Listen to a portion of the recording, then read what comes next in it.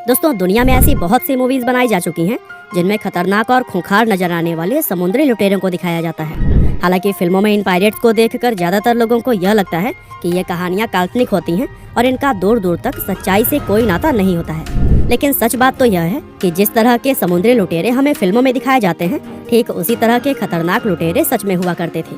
और आज की हमारी इस वीडियो में भी हम आपको कुछ ऐसे ही इतिहास के सबसे खतरनाक 10 समुद्री लुटेरों के बारे में बताने वाले हैं।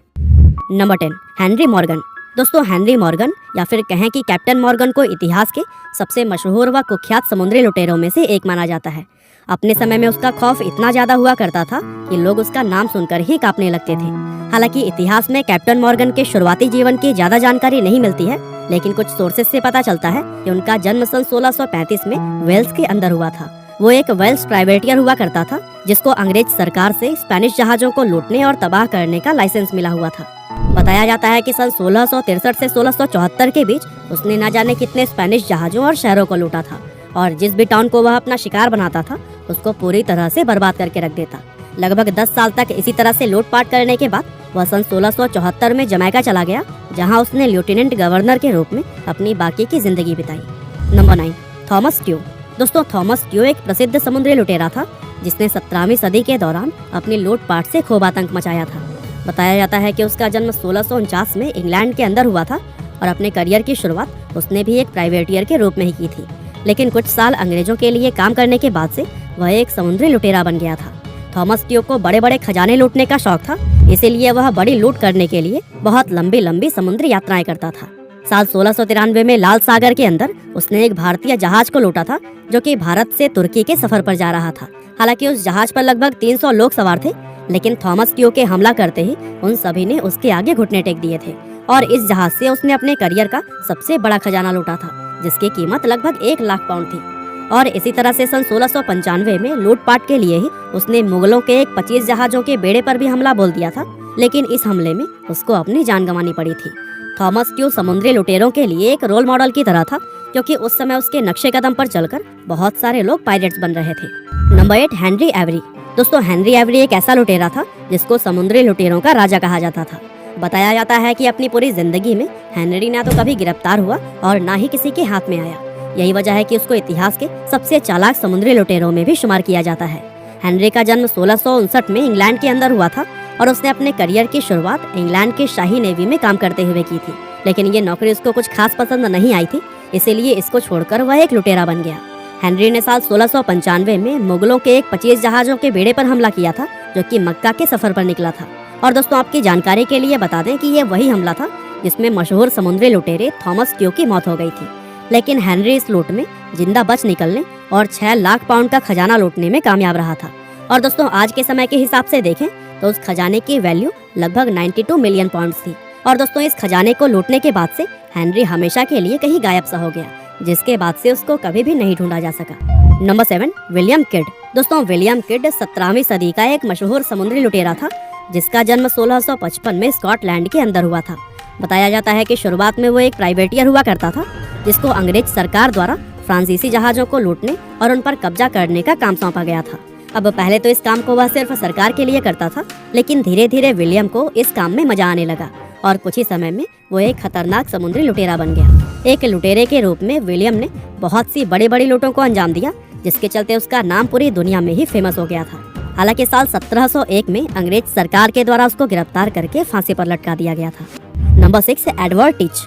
दोस्तों, एडवर्ड टीच अपने समय के सबसे खतरनाक और खूंखार समुद्री लुटेरों में से एक माना जाता था। उसका जन्म इंग्लैंड के अंदर सन 1680 में हुआ था और लोग उसको ब्लैक बियर्ड कहकर भी बुलाते थे। बताया जाता है कि वो शुरुआत में एक लुटेरा नहीं था, बल्कि पहले वो सरकार के लिए काम किया करता था और कई सारे युद्ध के दौरान उसने फ्रांसीसी जहाजों को पकड़ने में सरकार की काफी मदद भी की थी।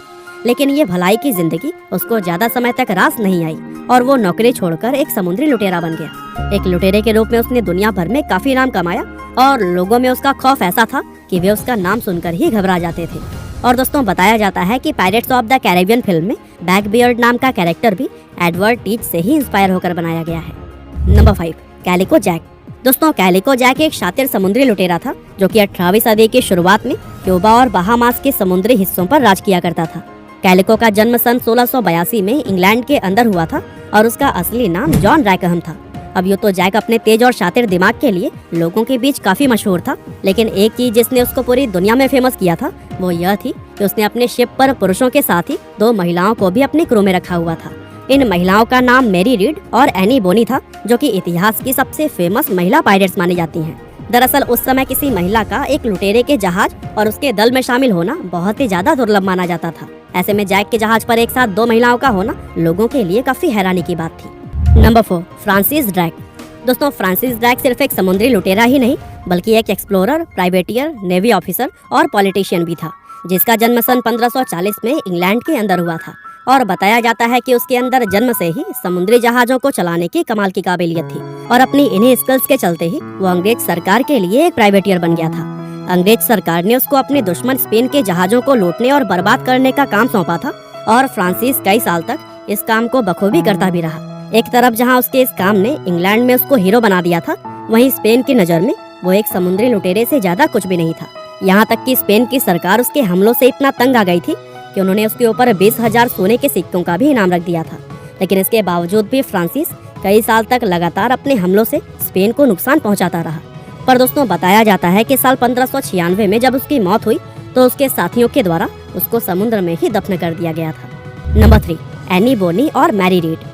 दोस्तों, बात जब समुद्री लुटेरों की होती है तो हमारे दिमाग में कभी भी किसी महिला का ख्याल नहीं आता, क्योंकि कहीं ना कहीं हमें ऐसा लगता है कि समुद्री लुटेरे तो सिर्फ पुरुष हुआ करते थे।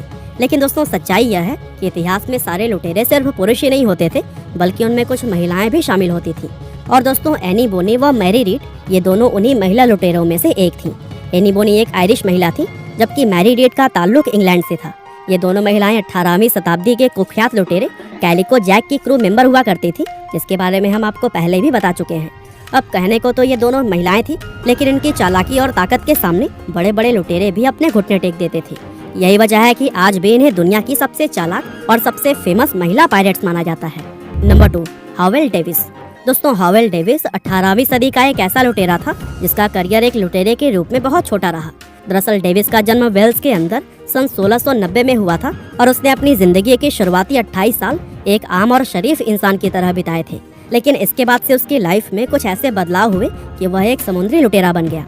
लेकिन बदकिस्मती से लुटेरा बनने के सिर्फ 11 महीने बाद ही उसको पकड़कर मौत के घाट उतार दिया गया था। लेकिन इन 11 महीनों में ही उसने कुछ ऐसे कारनामे कर दिखाए कि उसका नाम इतिहास में हमेशा के लिए अमर हो गया।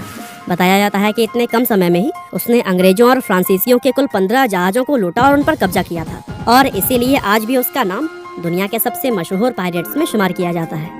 Number 1, Jack Ward. दोस्तों, 16वीं और 17वीं सदी के दौरान दुनिया में एक ऐसा खतरनाक और चालाक समुद्री लुटेरा हुआ करता था जिसका सिर्फ नाम सुनते ही लोग कांपने लगते थे।